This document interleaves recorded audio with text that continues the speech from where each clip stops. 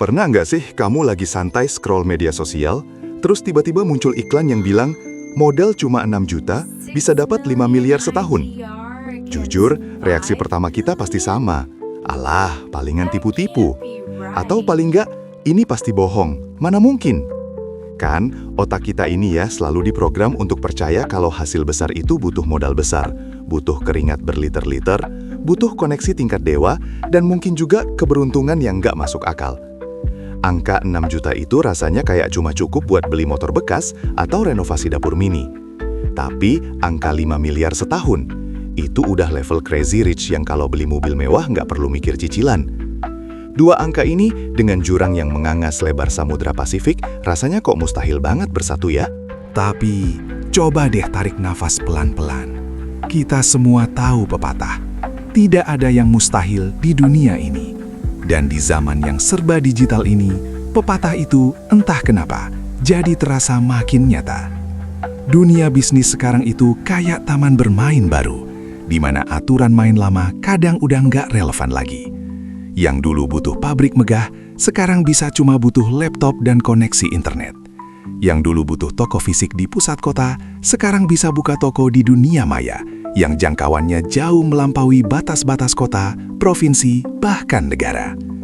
Jadi, pertanyaan fundamentalnya adalah, apakah klaim modal 6 juta dapat 5 miliar setahun ini cuma isapan jempol belaka?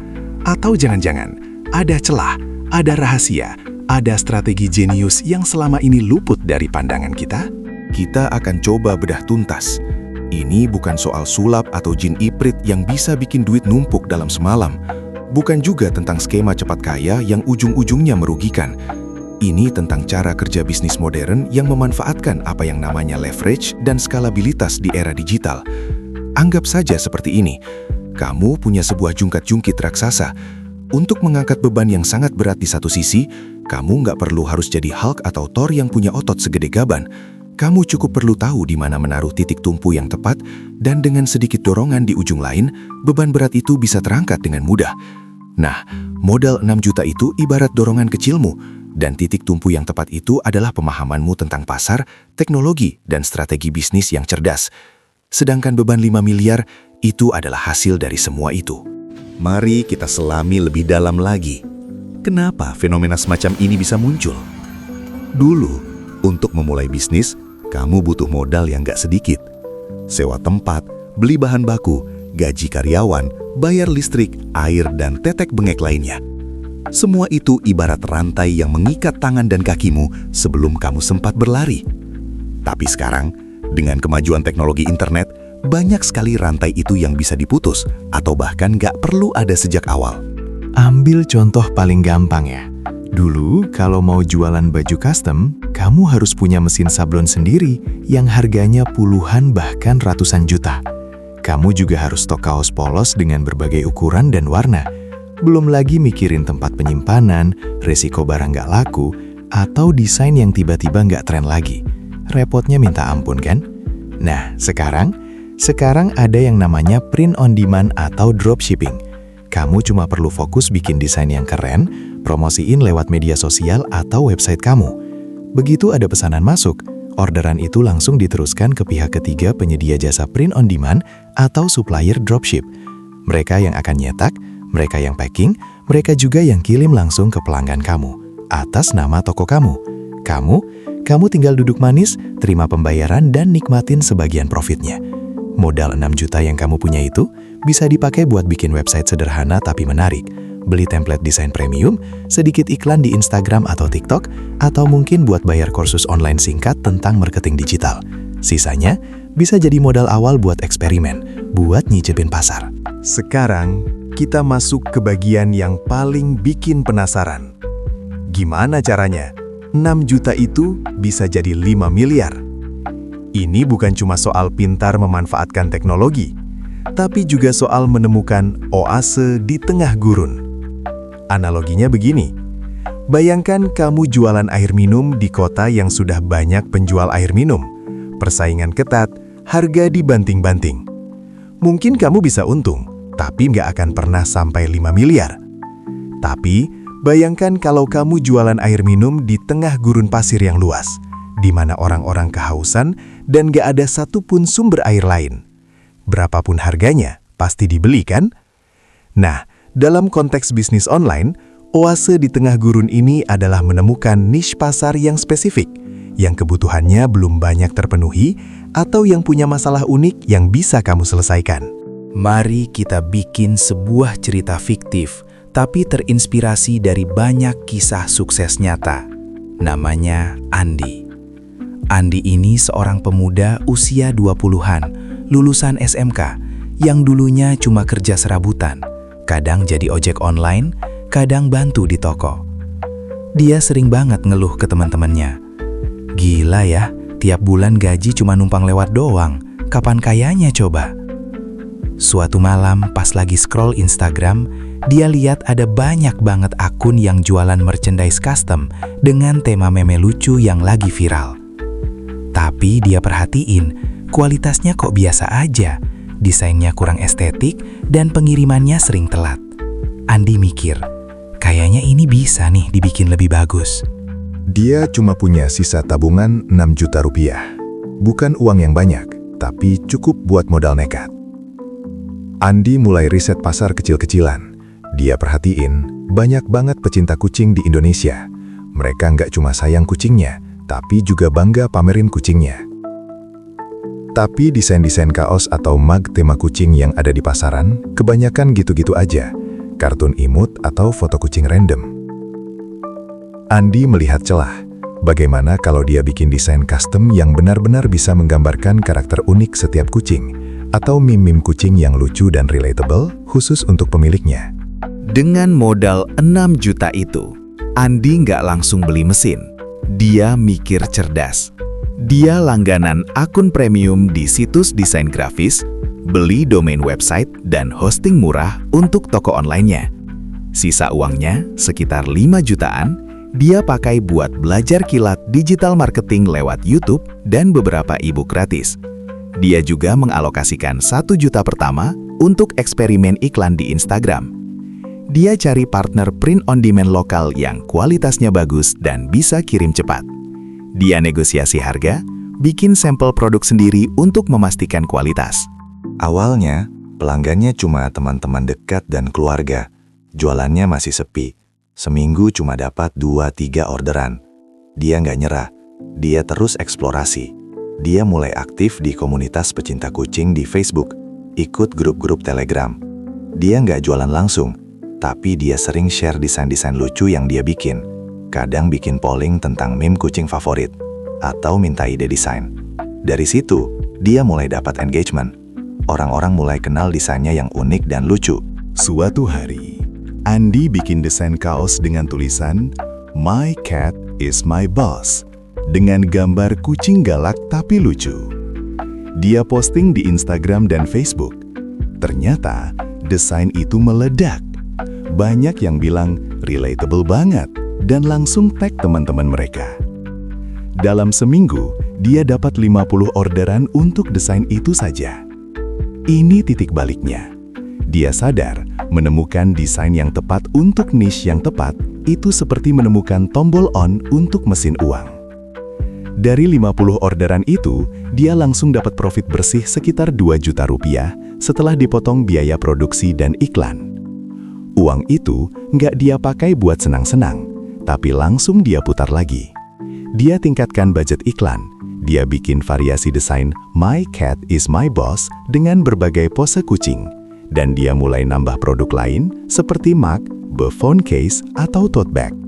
Seiring berjalannya waktu, toko online Andi, yang dia beri nama Perfectly Meow, mulai dikenal. Dia nggak lagi cuma jualan kaos, tapi juga jadi semacam seniman di kalangan pecinta kucing. Dia sering bikin kolaborasi dengan influencer kucing di Instagram. Dia juga bikin kuis atau giveaway berhadiah produk-produknya. Yang tadinya cuma 1 juta untuk iklan, sekarang dia berani alokasikan 5 juta. Lalu 10 juta, bahkan puluhan juta. Kenapa dia berani? Karena dia tahu, setiap 1 juta yang dia keluarin untuk iklan, bisa balik 3-5 juta atau bahkan lebih. Ini yang namanya return on investment, atau ROI. Uang bekerja untuk menghasilkan uang lagi. Bisnis Andi terus berkembang. Dia mulai merekrut freelancer untuk bantu desain, 1 orang untuk customer service yang handle chat dan komplain, dan 1 orang lagi untuk bantu riset tren. Modal 6 juta yang dulu rasanya kecil, kini sudah berkembang biak menjadi puluhan juta, ratusan juta, bahkan sampai miliaran rupiah dalam setahun. Omset 5 miliar setahun itu kalau dibagi rata per bulan sekitar 400 jutaan. Kalau profit margin bersihnya 20-30%, berarti dia bisa mengantongi profit bersih 80-120 juta per bulan dari modal awal 6 juta. Rasanya seperti mimpi ya, tapi ini bukan mimpi. Ini adalah realitas yang makin banyak kita lihat di era digital. Jadi, kenapa hal ini bisa terjadi? Ada beberapa faktor kunci. Pertama, biaya awal yang rendah. Internet telah mendemokratisasi bisnis. Siapapun dengan ide dan koneksi internet bisa memulai. Kedua, skalabilitas yang tak terbatas. Bisnis digital itu kayak air di keran. Sekali kamu buka kerannya, airnya bisa mengalir terus tanpa batas, kemana saja, tanpa perlu kamu bolak-balik ngisi ember. Kamu bisa melayani 100 pelanggan hari ini, dan besok bisa melayani 10.000 pelanggan tanpa perlu menggandakan jumlah toko fisik atau jumlah karyawan secara drastis. Yang kamu butuhkan hanya sistem yang kuat dan partner yang terpercaya. Ketiga, jangkauan pasar yang global. Toko fisik kamu paling banter bisa menjangkau orang-orang di kota yang sama. Toko online kamu bisa menjangkau seluruh Indonesia, bahkan seluruh dunia. Potensi pasarnya jadi berkali-kali lipat lebih besar. Keempat, otot digital marketing yang powerful. Dulu iklan itu mahal. Pasang billboard, iklan di TV, radio, semua butuh budget jumbo. Sekarang, dengan algoritma media sosial, kamu bisa menargetkan iklanmu ke orang-orang yang memang sudah tertarik dengan produkmu, bahkan berdasarkan hobi, usia, lokasi, atau perilaku mereka di internet. Ini jauh lebih efektif dan efisien. Secara historis, perubahan ini bukanlah sesuatu yang terjadi dalam semalam. Ini adalah puncak dari revolusi digital yang sudah berlangsung puluhan tahun. Dulu, internet itu cuma buat ngirim email. Lalu muncul website-website statis, forum-forum diskusi.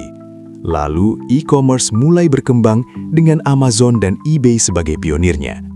Kemudian muncul media sosial, smartphone, dan infrastruktur internet yang makin cepat dan murah.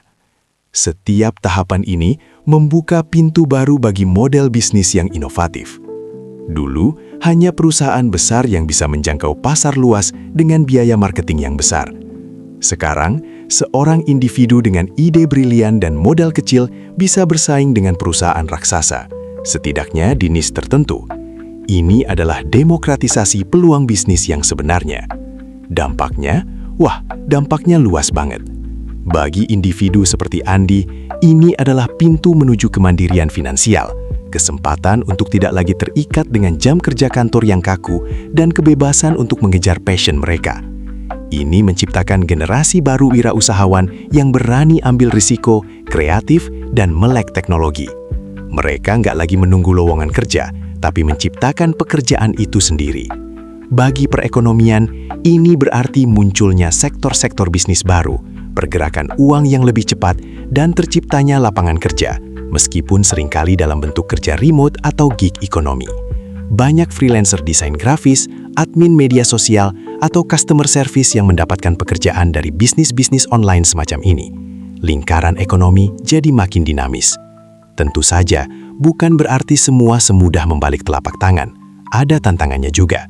Pasar online itu seperti rimba belantara, persaingan ketat, tren berubah cepat, dan kamu harus selalu belajar hal baru. Ada risiko penipuan, masalah logistik, atau komplain pelanggan yang harus dihadapi. Tidak semua orang yang mencoba akan langsung sukses seperti Andi. Banyak yang gagal, banyak yang menyerah di tengah jalan. Modal 6 juta bisa habis begitu saja tanpa menghasilkan apa-apa kalau strateginya salah, kalau riset pasarnya kurang, atau kalau konsistensinya nggak dijaga. Tapi, inti dari semua ini adalah potensi. Potensi yang dulu hanya bisa diimpikan, sekarang ada di depan mata kita. Angka 6 juta dan 5 miliar itu mungkin ekstrim, tapi itu menunjukkan bahwa batas-batas finansial yang kita bayangkan dulu ternyata bisa ditembus dengan cara-cara yang cerdas dan adaptif.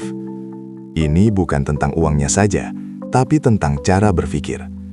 Cara berpikir yang melihat masalah sebagai peluang, melihat teknologi sebagai alat, dan melihat kerja keras sebagai investasi jangka panjang. Jadi, ketika lain kali kamu lihat iklan atau cerita semacam ini, jangan langsung skeptis mentah-mentah. Jangan langsung bilang itu tipu-tipu. Coba deh, kita mulai bertanya, bagaimana ya caranya mereka bisa sampai ke titik itu? Rahasia apa di baliknya? Karena di balik pertanyaan itu, seringkali tersembunyi sebuah pelajaran berharga, sebuah inspirasi, dan mungkin saja sebuah jalan baru bagi kita untuk mulai membangun mimpi finansial kita sendiri, bahkan hanya dengan modal yang menurut orang lain terlalu kecil. Siapa tahu, besok-besok giliran cerita kamu yang viral. Dari modal kecil, bisa raup miliaran. Nggak ada yang tahu kan? Yang penting, berani mencoba dan terus belajar.